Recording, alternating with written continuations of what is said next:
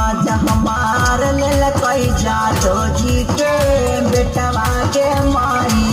माजा मार लेल कई जादो जी के बेटवा के माई तारो जो हमार पेटवा के माई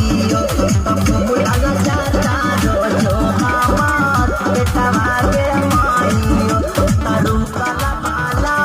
डेटवा के माई तारू कला है मानीना वाला डेटवा के माई माता हमार लेल कैया दबजी के बेटवा के माई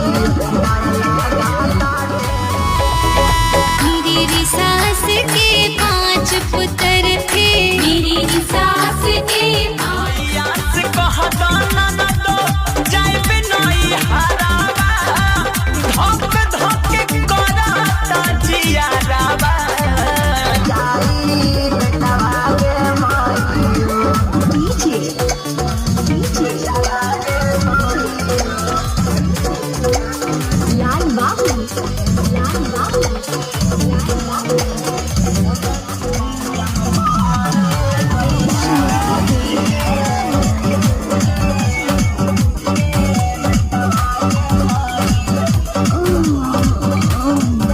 लड्डू है चल भेजी चूसी हवा मोर दवाई ले दो देवर दो जेठ सुनियो दो देवर का कही हमर बहार गाइल बनावा चूसी